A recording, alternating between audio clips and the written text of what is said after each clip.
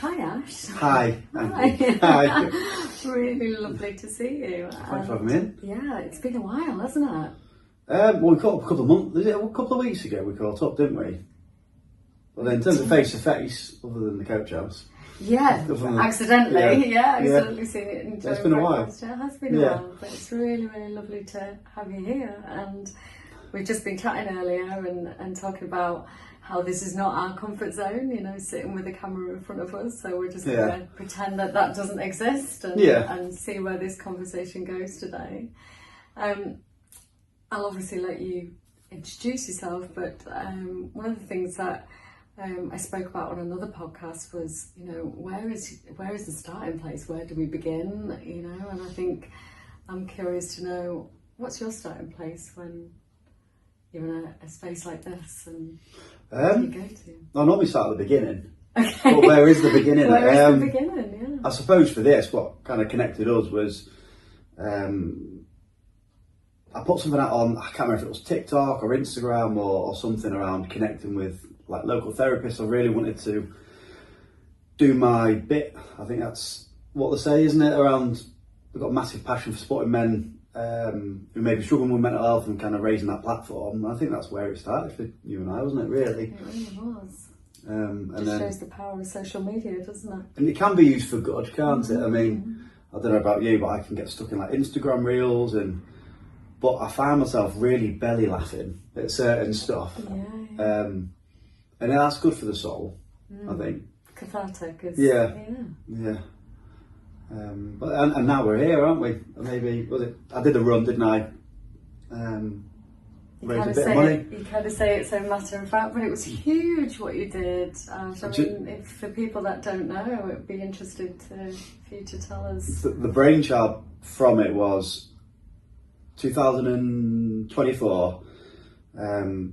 I was meant to have an MMA fight, but then I broke my hand, so I couldn't fight. So I thought, all right, I'm still going to do something. And then I ran 12 laps of a local route, Croxby. It's like 4.5 miles, but I did 12 laps in a row. It worked out to just over 50 miles. And I raised money for Andy's Man Club and Reorg, like a military charity that funds serving veterans and emergency service workers to access sport and jiu-jitsu and things. That's a massive part of my life. But it wasn't quite tough enough. So I vowed on that day to go back next year on the same date and do 24 laps. And I did that on the 7th or the 8th of September. So I just thinking of what you just said there, that it wasn't quite tough enough. I mean, that's quite a statement given that was what, 12 laps? Yeah, 52, I think 52.8 miles it worked out to be. What part of that wasn't tough enough for you? I mean, given your profession, you probably unpick this a little bit, but I like to really push myself physically and kind of mentally. And in the time in the military, I found a massive buzz for the endurance sports and push myself out of my comfort zone. And believe it or not, it like really helps keep me well. Having that challenge, that overcoming something pretty tough. And the kind of the sense of belonging I got from the training with it and raising money. So in the second time around, so the 24 laps, I think my Strava messed up. It said it was 110 miles, and it took me 33 hours. I did think it would take me 24. And how do you feel about that? That it took you longer than you expected? I think that adds a bit more kudos to it, really. And then what I really love about Andy's Man Club and Reorg, they share a real big national spotlight on mental health. Like Andy's Man Club have done phenomenal things up and down the country, and I think we've got 3 or 4 groups locally, haven't we? We have, yeah. But I looked at the money that transferred and donations, like £1,000 between both of them, and I thought, right, that's great, but I'd like to know that there's a difference being made locally. So then we connected over Instagram, and 2/3 of the money went towards you guys and working with men locally. Yeah, and should we kind of talk about that? Because you know the fact that you said 7.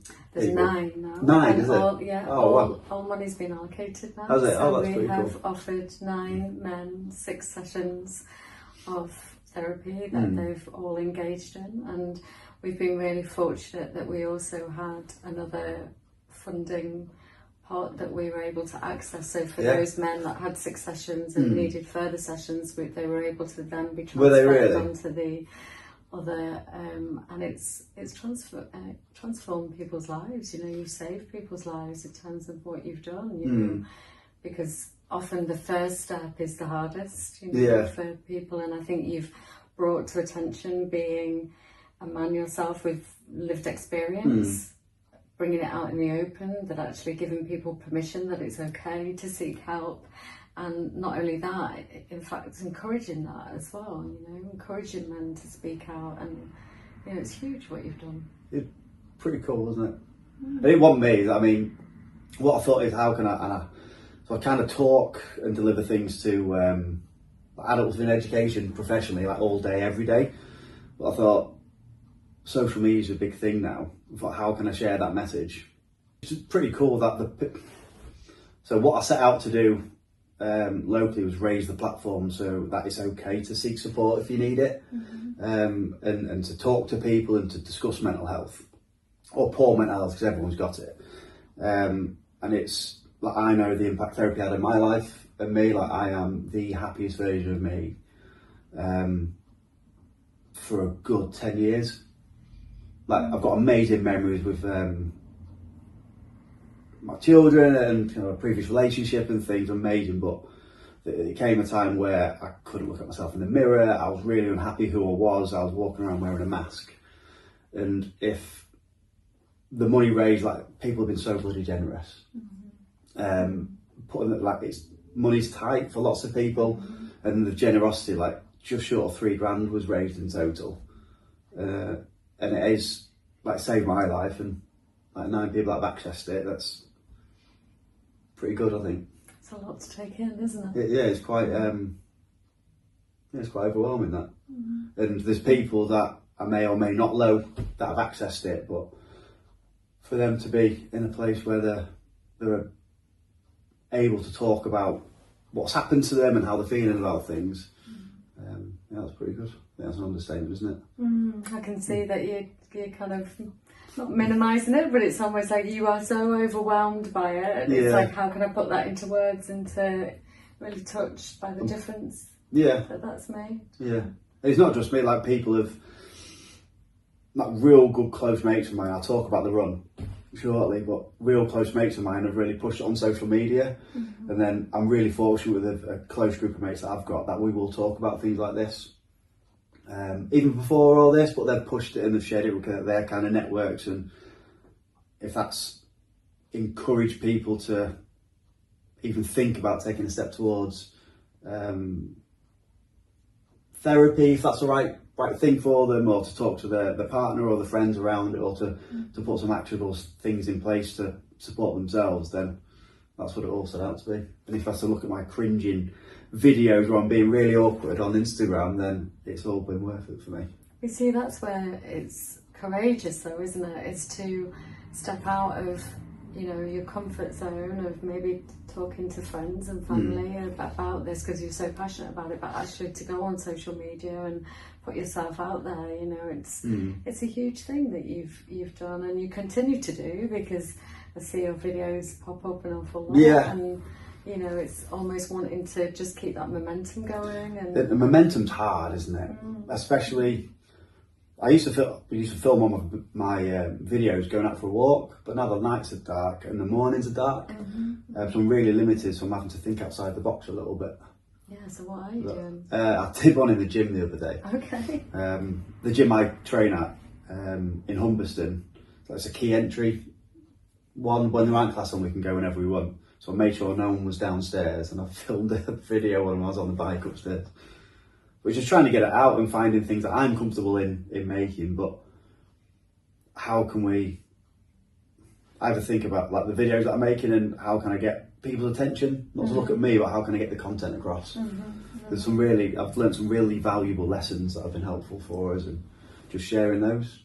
You've kind of grown over this process yourself. It's like actually you're learning more about yourself and more about social media and how to. I won't say I know more about social media. Okay, that's okay. Maybe it's not too far, but you've certainly, I guess you're still learning about yourself through this, and I was interested when you said about, and if you're okay to kind of discuss it, but you said your former self, you know, the person that entered therapy, and you said that, you know, you often found that you wore a mask, and you know, and I think that's such a common, I hear that an awful lot in terms of whether that's, I'm not saying that's necessarily exclusive to men, I think it's something that many of us feel, that we have to kind of be a certain way in order to be accepted, and maybe we lose sight of who we actually are. And there's a rediscovery to have in terms of, and I wonder if that was the same for you, you know, in terms of being able to lower that mask and find out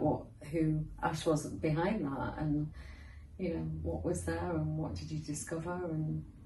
And that's a deep question. I'm a deep person. It is a deep question.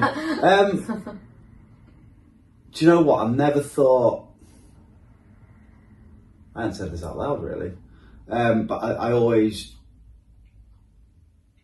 never content. I always wanted more, and if people that are no closest to me see this, they're going to start laughing and think, yeah, you did. But I'm always, I'm aspirational for the things I want to do and experience and achieve, but it's always like, do another thing, just do this, like to be able to sit and be content and almost accepting in the moment. Like nothing was ever good enough? Kind of, but it kind of brought a sense of anxiety towards us.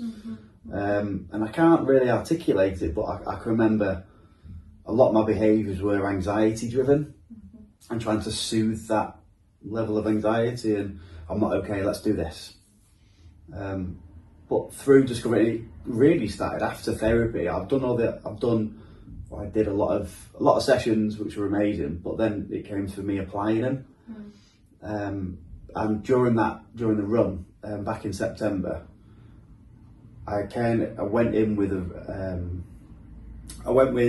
plan that I'm going to do this within 24 hours. But it got to maybe 20 hours in, and my pace had dropped. I've really struggled to eat and drink any water, and a few people came in. Amazing woman called Laura, she just mothered me. She gave me water, right, drink this. Even if I didn't want to drink it, she'd feed me water, eat this, do that, change your socks. She literally took control of the situation. And I kind of just accepted that help, but at a certain point I just had to accept I wasn't going to achieve it within the set time frame. And I was hungry, I was hurting, I was exhausted, I didn't sleep for 48 hours. And I was almost crawling up the hills. I just had to accept that that's where I was. And that, recognising and realising that, gave me a massive amount of contentment. Because nothing I could have done would have changed my circumstance. Because quitting and not doing it wasn't an option, because I gobbed off for it for months. So there was that social pressure around it, and I can't expect people to part with the money and donate towards the cause and not finish it. So, to sum it up, it's helped me learn acceptance. But there's a quote, and again, if a friend of mine hears this, she hates this quote, but I really like, there's a video, it's got Tom Hanks and a couple of other actors in the room, and he says, this too shall pass. Like the good times and the bad times, they'll pass. So just accept where you're at. Does that offer you a sort of comfort? Is that comfort and safety, maybe, to put that word to it? Safety, predictability, and comfort that, yes, this is where we're at. It won't always be this way. It might be better, it might be worse, but there's nothing you can do to control it. We can only influence it. Almost feels like you're accepting powerlessness in that moment. There's a certain amount of vulnerability there. Absolutely, and I think acceptance is so key. I think because often we're looking for, and I think I've said this many a time, but we're often looking for solution, and whether that comes in distraction or however that looks, or addiction or relationship or whatever, we're looking for a way of trying to fix whatever we feel is wrong, and it kind of makes sense. But I think acceptance is so key to, if we can accept who we are right now, I think it allows us to maybe have that deeper exploration into vulnerability, to kind of understand rather than trying to change it, it's like we're trying to understand ourselves Yeah. from a place of vulnerability. Well, I know myself better than I ever have.